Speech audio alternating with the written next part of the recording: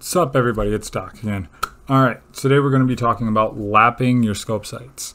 Alright, so what you're going to need is you're going to need your lapping set that consists of 2 zeroing dies, essentially a cylinder that comes down to a point, the actual lapping rod with its T-handle, scope rings, your optics, a level, and of course your lapping compound. Alright.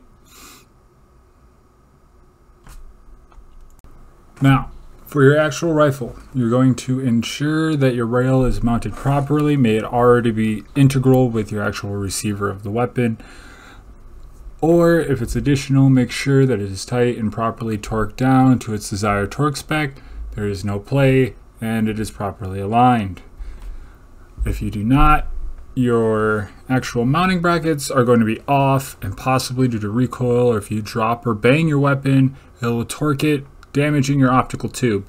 Now, with your two actual mounting brackets, you're going to mount them into the desired location. Ensure that they are placed properly to allow the sight to be mounted. Press forward to compensate for when the rifle is under recoil if there is any play and you don't have a whole mounting bracket exploding on your rifle.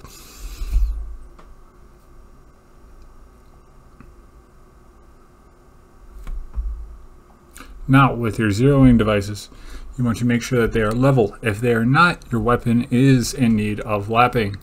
So, if those 2 points actually come together, your rifle's lapped, it's aligned properly, and you're able to work with it. Now, for the sake of the video and this assignment, I just went ahead and lapped if they were not aligned.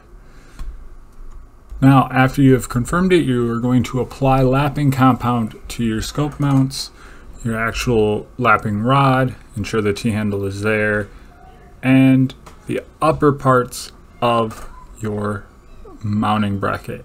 Ensure that you mark the direction and path in which screw goes where, because when you come back later, you don't want to mess it up, because then you're just going to have to start from scratch again. Alright, everybody? Now, with the lapping compound applied to all parts necessary, you're going to grab the T-handle and do full 90-degree rotations going to and fro. Pretend that you are charging and operating a bolt-action rifle, and you go until it is fluent and clean and nice and within the well-desired areas necessary. It is good to periodically remove the upper pieces, place your zeroing gauges there, make sure and ensure that they are aligned and which side is doing good, and ensure that your parts are even.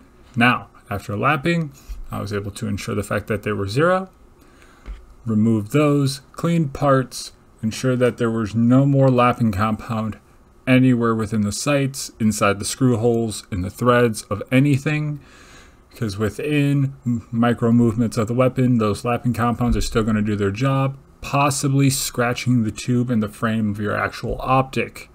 Here's me making sure that it is properly going to and fro as a demonstration. Now, after it is like this, you'll mount, place your levels on desired locations if necessary, aka I like to put mine towards the rear of the receiver, towards the top turret or adjustment turret of the sight, and the front portion of my rifle to make sure that we have proper feng shui and synergy throughout the entire weapon, and my reticle is properly aligned, so that way. Welcome to Dan Doc's channel.